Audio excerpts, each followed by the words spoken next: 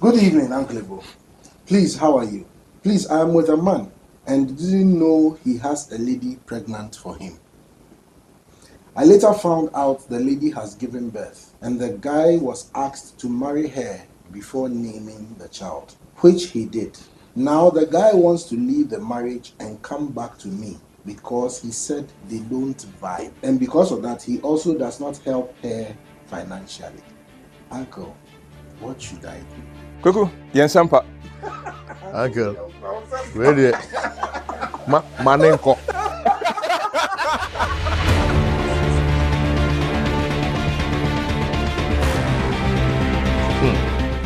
It's a very dicey situation, but I think she said the guy is not footing her bills and caring for. The guy is not footing the bill. The bill of the girl who had a child for him. That he's now married to. And they don't vibe. He's saying he and his new wife, they don't vibe. So he's come to his former girlfriend to ask her for them to get back together. Uncle, you there, let me just say she should be careful. Just that for now. Captain? I can't help but put myself in the shoes of, I think because I have daughters. Okay. So put myself in the shoes of wondering if one of my daughters came to me to say this to me, what I would say to her. Well, first of all, you have to value yourself primarily to a certain point that you recognize that when something is gone, it is gone. Okay. This is somebody who was with you. If what you had with him was as valuable to him as it was to you, he would not, in the first place, be with somebody to the point of a pregnancy coming in. And even though pregnancy has come in, I know that in some homes they will say that you have, what do you call it? You have stained their daughter, so you have to marry them and all of that. But even though he may have been forced, he still went ahead and he still did it anyway. I think at that point, you should protect yourself and love yourself enough and move on with yourself. But for him to come back and say that we don't vibe. And because of that, he's withdrawing financial support to the girl. Now, what I'm withdrawing from there, obviously, I am promising to give to you. If you are inheriting this guy, you are inheriting him with all of that situation. You know, are you going to be comfortable with being tagged as the one who destroyed his marriage?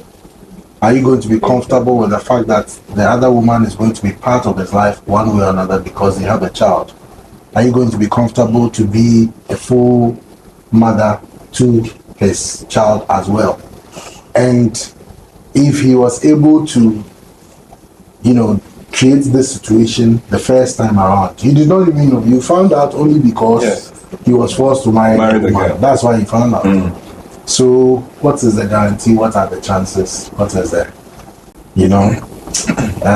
Like Kuku said, you should be very careful. That's what I can say.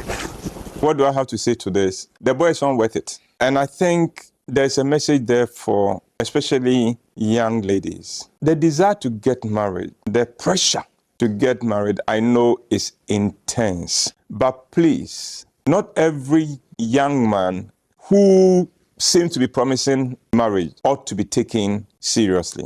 This boy has shown himself to be a cheat. He's shown himself to be responsible. Because how do you say that I have a child with this girl, but because we don't vibe, I am withdrawing financial support for her? Then who takes care of the child? Why are you punishing that child for your decision to marry a woman that you know, and I'm sure you knew that you did not vibe with? So I have a simple message for ladies. When a boy shows you who he is, please believe him and let that one inform your decision as to the future. And it isn't every case where a boy says, I would want to have a relationship with you, that you should take it. Please don't settle for less. This boy, honestly, on the face of the evidence you have given so far, I think it's time for you to move on. You would have a lot of problems with him, including other children with other ladies later. Well, I hope it has been useful. It's not an easy question. It's not an easy situation, but, well, you asked me.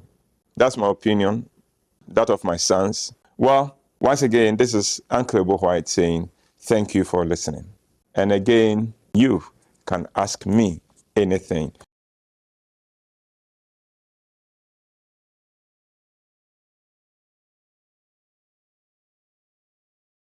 Hello, Uncle Ebo. How do you treat a guy who has geared his energy and time for his work? He rarely calls, he forgets your birthday, he never attended your father's funeral, he never called to check up on you when you were bereaved, and yet he claims you are still on his mind. Last year, I asked if he was still interested, but never answered. Until now, no answer. And yet he calls sometimes. What should I do now? He's 39 and I'm 38.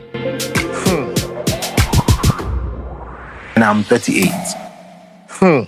Uncle, this is a difficult one, but I can understand the fact that she is 38, and by now is thinking, after this one, who is next? It will almost sound like a cliche when we say she should take her time, but I think she needs to really do that. Somebody... She will tell you she doesn't have any more time left. Yes, any more time left. For somebody who has shown you all these signs of, not really having time for you, not showing up at your father's funeral, you being bereaved is enough reason for somebody to show you some affection and attention. If that didn't come up, I think for me, that would be red flag enough, for you to just take your time. There are different kinds and types of relationships with men. And I think that at certain points in time, each type has its characteristics. So at a certain point in time, I think that you cannot excuse when a relationship is being defined this way, and yet all the characteristics don't reflect that way that it is being called or defined. I don't know if this gentleman sees her the way she sees him. I have to be honest that things like birthday and dates, that one, sometimes myself, I can forget. But to not call, and especially when you are bereaved, not only don't I call to check up on you about your bereavement, but I don't show up, I don't offer any consolation, any comfort, then obviously you are more like an acquaintance. And if somebody is displaying this level of acquaintanceship, then you have to accept it for what it is, that this is an acquaintance and this is not a relationship. Because if you are on my mind, it must lead me to certain things. If a man has been ignoring you for a year and more, I think that that in itself is communicating something. You said maybe she may not have time. She doesn't have time, but she's already wasted 1 year at least with this guy. Yeah. Because she spoke about last year. Are you willing to take another year of this kind of a relationship with him? If not, then obviously you should advise yourself. There are several facets to this question. Let's take the first one, a man and his work and his relationship. The truth is that not many men know how to balance work and relationship. And we tend as men to focus more on the work because we take the role of the primary provider. And so a man's work, his ability to provide, sometimes defines even his identity. And so you find men sinking themselves so much into their work. The way forward with that aspect is talk with him. And if the relationship means anything to them, are able to adjust quite a lot. It may also mean that the lady may have to be a little bit more understanding, depending on whether how stressful his work is and how much it demands of him. But that is one side. The other side of the matter is the issue of being considerate. Even for an office colleague, if we hear that the person is bereaved, we don't stay away. We try to find out, are you okay? Is there anything we can do to support? I may not be able to go with you, especially if the funeral is not in the city in which we live. And when you come back, I must be able to find out, how did it go? If all that is not going, then as Kabute said, the guy is telling you You are in a relationship with yourself. He is not part of it. As for he saying that you are on my mind, I mean, there are a lot of things on my mind. Manchester is on my mind, but I'm not a Manchester supporter. Arsenal is on my mind because I'm wondering, oh, when would Arsenal stop being maid of honor and become the bride? There are a lot of things would be on a man's mind. So when a man tells you, you are on my mind, he hasn't said anything. You are on my mind means nothing. And ladies should be careful. Sometimes you would have to wait to hear the right thing. It may mean that you are one of the options I have. When I need a bit of gratification, I call Ajua. Ajua is not available. I call Mary. Mary is not available. You are there.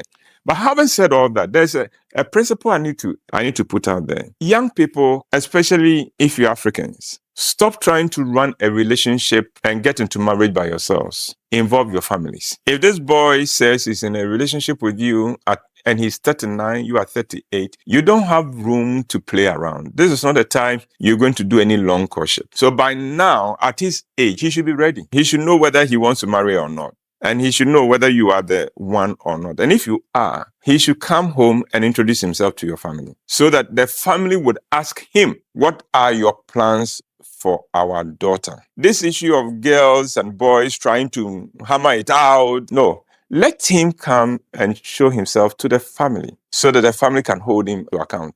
And when he does that, the family will be interested in linking up with his family so that the two families can help the two of you young people navigate your way till you get to the haven of marriage. I hope this has been useful. Once again, this has been James Ebo Whyte, Uncle Ebo Whyte, saying you can ask me anything. Stay blessed.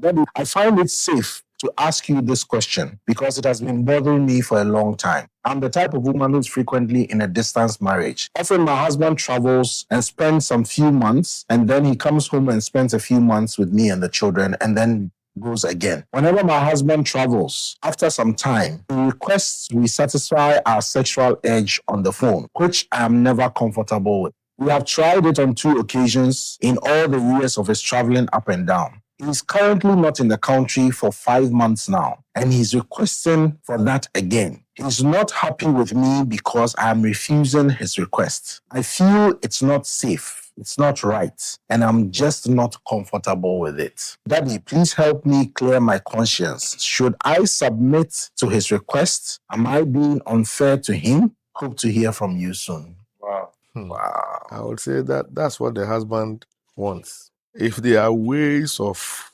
finding out how safe you can play this, for me personally on phone, I would also not be that comfortable. But the best I can say is at least I think if she can find out some safer way of, Okay, I mean, what's the threat you are? What when you say safer way in terms of what? So that it will not be leaked or? Yes. It can be it's video chat, so it's not being recorded. Yeah, but you can't tell what the other person is doing on the other side anyway. But it's your husband or your wife. Yeah, I get you. The conversation between two people goes through a channel. We don't know what happens there. I get the bit that she's not comfortable, but she mentioned it's not safe. I wish she had explained a bit more what she means by it's not safe. You see, from one point of view, I'm happy for her that in travel and on occasion when the husband feels the need to satisfy himself sexually, his first point of call is to reconnect back. You're making an assumption that may have nothing to do with it. I'm making that assumption. Let's assume that at least on occasion, he wants to be with his wife. Oh, you are such an optimist. No, I wish I could have your faith. Let's assume that even if that man, is not always thinking of his wife, at least on occasion, he still wants to maintain the relationship with his family, with his wife. Okay, so as for what else he could be doing, let's suspend that for now since we don't know. What alternative is there? In this case, the only alternative is for him to probably come down more frequently or for her to travel to him sometimes, or for the whole family to relocate and be at one point. But we all know that all these options, it is easier said than done. So maybe that's the reason why they have the arrangement they have now. And they seem to have been in it for years. Because if you've gone for 5 months in this occasion, that means that for this particular year that she's referring to, about half of the year, they have not been together. So I would say that is the alternative. Okay. There's no alternative for the man. But the leakage thing is a valid point. I wish you could guarantee that there's no risk of leakage, especially because it is husband and wife, and I'm trusting that they are looking out for each other. Then I really don't see the harm in there. Full disclosure, I'm 71 years old. I do not understand a thing about phone sex because in the days when I could have been engaged in those things, we didn't have phones to even do it. So I am at a loss here. I do not know what it is, but for those of you who seem to know, my two sons here seem to know. Tell me this, how fulfilling is it? It is not a replacement. It cannot replace what you know, but it is a spice for some people who have it as an option. For those who don't have the option of physical contact, it is like half a loaf is better than none. So it's like porn. No, it's not like porn. In full disclosure, it is more self-gratification under the inspiration of your partner on a video or a phone call. Masturbation. Essentially, yes. But it's just, you are mutually connected.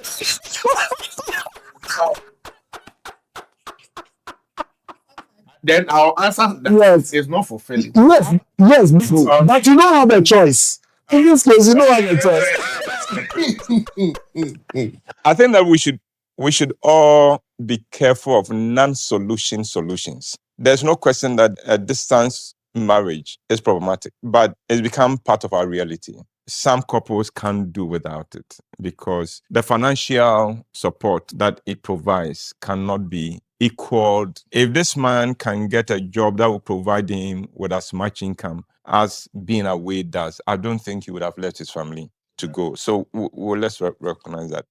Being away from your wife will come with this yearning for sexual gratification. But let's be careful we don't go for solutions that seem like solutions, but they are not solutions. Because what that is going to do is it's going to make you even more vulnerable to real life temptations, even with some of the people you interact with at the office. When the opportunity is not there to touch a woman, you get to a point where it goes out of your mind. The male mind will find a way of relegating it to the background cry until there are moves and you think, oh, there could be, then suddenly. But otherwise, you'll get yourself immersed in your work. You'll be fine. Let's be careful with non-solution solutions. And sometimes the consequences will not make it worth it. You're talking about security and safety. So, young lady, if you're not comfortable, you're not comfortable with this. It's a non-solution solution. If you're okay with it, fine. But she's not comfortable with it. And the two of them would have to find the opportunity to talk. It's like, the boy wants the sex. We are courting. If you love me, let's have sex. Let's have sex. And the pressure. And invariably, as soon as the boy gets it, the relationship is not the same again. Again, non-solution. And somebody can argue that, well, if I don't give him, maybe I will lose him. Well, give him, you will lose him. It may not be sudden, but you've lost him. And this one too is the same. Let your husband know you are not comfortable. And if it is possible for you to visit him, why not?